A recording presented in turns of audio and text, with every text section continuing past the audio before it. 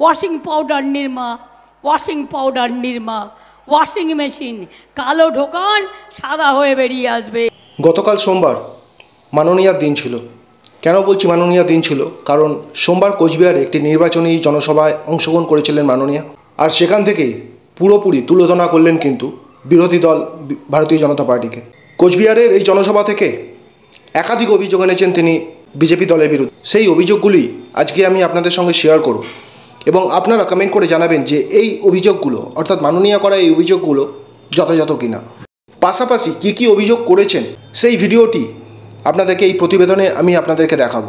আর যদি কিছু বলার থাকে অবশ্যই আপনারা এই ভিডিও কমেন্ট বক্সে সে বিষয়ে জানাতে পারেন। আবারও বলছি, গতকাল মাননীয়া সম্পূর্ণ মাননীয়ার মুডেই ছিলেন। ফার্স্ট অভিযোগ যেটা করেছে বিজেপির বিরুদ্ধে সেটা হলো রামনবমী ওদের দাঙ্গার দিন বলেছেন তিনি। সত্যি কি রামনবমী দাঙ্গা করার দিন? আপনারা জানাবেন। দ্বিতীয় অভিযোগ, 440 ভোল্টের একটি ঝটকা লাগবে। কাকে লাগবে? কি এই 440 ভোল্টের ঝটকা? কেমনভাবেই লাগবে এই ঝটকা? আপনারা জানতে পারবেন এই ভিডিওর মাঝের অংশে। তিনি এই কোচবিহারের জনসভা থেকে বলেছেন তপশিলীদের কোনো পরিচয় থাকবে না। তপশিলীদের উদ্দেশ্যে কেন এই বার্তাটি দিলেন? পাশাপাশি অন্যান্য জনসভা থেকে করা প্রতিদিনের মতোই এই জনসভা থেকেও তাকে বলতে শোনা গেল এই বিজেপিকে আমরা দেশ থেকে তাড়াবো। অন্যান্য দিনের জনসভার মতো একই বার্তা দিলেন যে এই বিজেপি দলকে আমরা দেশ থেকে তাড়াবো। জানি না কতটা পসিবল, কতটা সম্ভব, তা তো আফটার ইলেকশন জনতাই বলবে। তবে আপনারা যেটা করতে পারেন সেটা হলো কমেন্ট করতে পারেন এই ভিডিও কমেন্ট বক্সে। এই যে অভিযোগগুলো তিনি করেছেন, এই অভিযোগগুলির এগেনস্টে যদি আপনাদের কিছু বলার থাকে অবশ্যই কিন্তু কমেন্ট করে জানাতে পারেন। ক্ষমতায় এলে দেশে নাকি এক নায়কতন্ত্র চলবে, টিএমসি নয়, আমি বিজেপির বিরুদ্ধে তিনি অভিযোগ করেছেন। অর্থাৎ বিজেপি দল যদি ক্ষমতায় আসে দেশে এক নায়কতন্ত্র নাকি প্রতিষ্ঠা হবে। আপনারা কি সহমত? পাশাপাশি আমাদের মাননীয় প্রধানমন্ত্রী নরেন্দ্র মোদীকে তো সিনেমায় নামার একটা পরামর্শ তিনি দিয়েইছেন এবং অন্যান্য দিনের মতো আবারও তিনি সিএএ অর্থাৎ সিটিজেন অ্যামেন্ডমেন্ট অ্যাক্ট তাকে মাথা বললেন এবং ইউসিসি তাকে বললেন পেটি এবং এনআরসিকে তিনি কিন্তু ল্যাজা বললেন। চলুন এবার আপনাদের সঙ্গে সেই ভিডিও আমি শেয়ার করি। দেখুন ভিডিওটি, তারপর আমি আমার বক্তব্য রাখছি। গরমেই আমাদের ভোট করতে হয়, কারণ এটা আমরা ঠিক করি না, এটা ইলেকশন কমিশন ঠিক করে, বিজেপির সাথে কথা বলে ঠিক করে।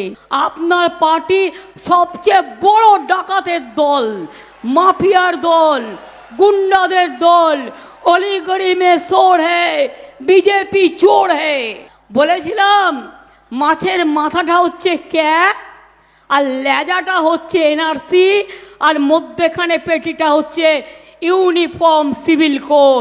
আগামী দিন তপশিলি বন্ধুরা জেনে রাখুন, আপনার আইডেন্টিটি থাকবে কিনা এই আইন পাশ হলে, বিজেপি যদি ক্ষমতায় আসে থাকবে না। আদিবাসীদের অধিকার থাকবে না, সংখ্যালঘুদের অস্তিত্ব থাকবে না, হিন্দুদেরও থাকবে না। আপনি কি খাবেন লিখে দেবে সকালবেলায়, চা খাও, চায়ের সাথে গোমূত্র খাও। আপনি কি খাবেন লিখে দেবে দুপুরবেলায়, কি খাবে গোবরের সাথে কিছু মিশিয়ে খাও। তো দেখুন, আসন্ন রামনবমী উপলক্ষে বিজেপি অশান্তি যে বাঁধাতে পারে তার একটি আশঙ্কা প্রকাশ করলেন কিন্তু মুখ্যমন্ত্রী মমতা বন্দ্যোপাধ্যায়। তবে মুখ্যমন্ত্রীর এই বক্তব্যকে কিন্তু উস্কানিমূলক বলে পাল্টা দিয়েছেন কিন্তু বিরোধী দলনেতা শুভেন্দু অধিকারী। তবে এই দিন কোচবিহারেই ছিলেন কিন্তু বিরোধী দলনেতা শুভেন্দু অধিকারী এবং দিনহাটা সংহতি ময়দানের সভায় শুভেন্দু অধিকারী পাল্টা যে অভিযোগটি করলেন সেটি হলো সংখ্যালঘুদের অযথা ভয় দেখানো হচ্ছে। তিনি বললেন যে 1 মাসেরও বেশি হয়ে গেছে সিএএতে কারো এখনও পর্যন্ত কিন্তু নাগরিকত্ব যায়নি। টু দি পয়েন্ট বলেছেন, ঠিকই বলেছেন। এখনও পর্যন্ত আমরা সেরকম কিন্তু আওয়াজ বা আমাদের কাছে কোনো নিউজ আসেনি যে সিএএতে যেই কথাটা বলা হচ্ছে নাগরিকত্ব চলে যাবে, সেটা কিন্তু এখনও পর্যন্ত হয়নি। পাশাপাশি 440 ভোল্টের যে ঝটকার কথা বলা হয়েছে সেটি কোন প্রসঙ্গে বলা হয়েছে আপনাদের সঙ্গে শেয়ার করব।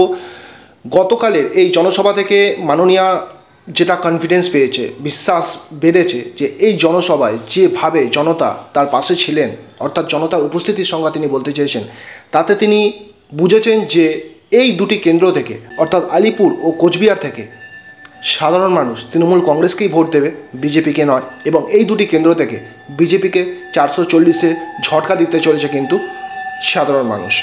তবে এই ঝটকা যে সাধারণ মানুষ কাকে কখন কিভাবে দেবে তা তো লোকসভা ভোটে ফলাফলে পরেই আমরা জানতে পারবো। তো দর্শক বন্ধুরা, এই ছিল আজকে বিশেষ এই ছোট্ট প্রতিবেদন।